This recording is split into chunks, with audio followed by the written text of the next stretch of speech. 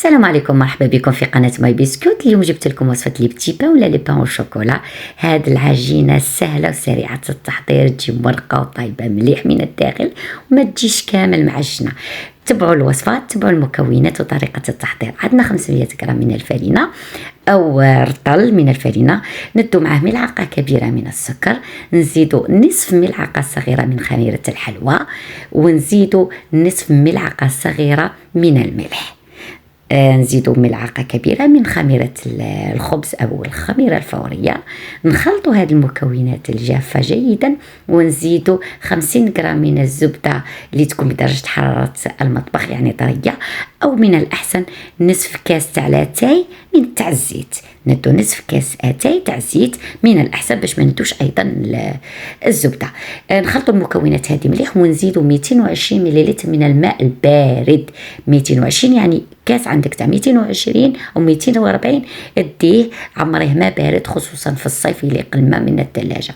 نعجنوا هاد العجين تكون عجينه قاصحه، نحاولوا نعجنوها مليح حتى نخرجوا لها الجلوتين وتولي الاستيك، يعني الجلوتين تاعها والعلك وتولي لنا الاستيك. نفرضوها ولا نبردوها بشكل مستطيل، ثم ندخلوها للثلاجة.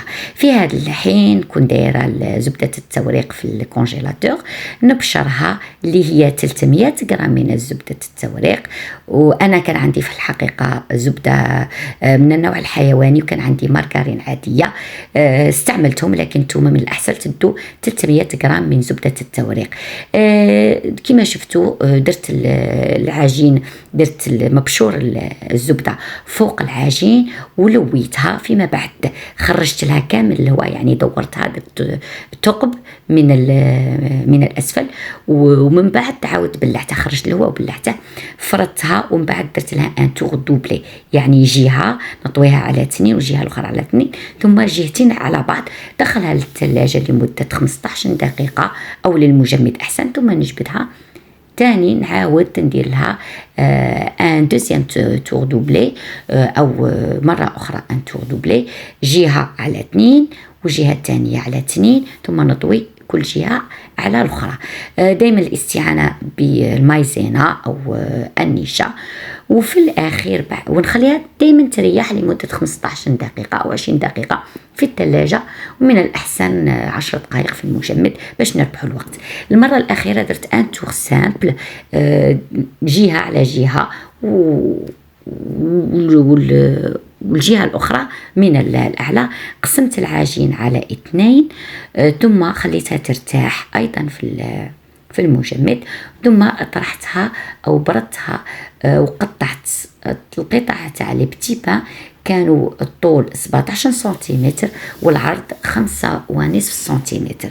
درت في كل شريط درت قطعة من الشوكولا، أي شوكولا تكون عندكم، شوكولا من الأحسن ما تكونش فقط شوكولاتة اللي أنا من بعد تيبس. درت قطعة شوكولا، لويت عليها العجين، فيما بعد باش نبلوا العجين من الأسفل. نجبدوا العجين كما تشوفوا في الصورة. راح نبدأ نجبد في العجين، نفرد العجين مليح ونبلع، ونحط الحبة كما هي على الصينية. درت كامل، كملت الحبات كيف وخليتهم يختمروا، داولي 3 ساعات من الاختمار، غطيتهم طبعا. ومن بعد اللي اختمروا دهنتهم بالكريمة الطازجة. تقدروا تدوا الحليب والقليل من صفار البيض. الفرن يجب أن يكون مسخن على 180 درجة، يدو حوالي من بين 20 إلى 25 دقيقة. أنا خليتهم 20 دقيقة في الفرن على 180 درجة و5 دقائق على 160 درجة دولي، 25 دقيقة، لكن طابوا مليح من الداخل، جاو ما شاء الله. يعني طريقة سهلة ومبسطة تاع لي بتي بان برطل فرينة و300 غرام من زبدة التوريق.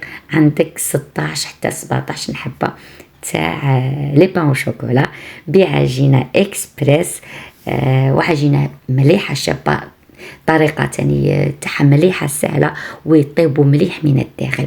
تبعوا كامل المكونات وتبعوا طريقة التحضير، وراح تنجحوا في هذه الوصفة. شوفوا كيفاش يجي طايب مليح من الداخل، ما يجيش معجن ومورق، جا ما شاء الله.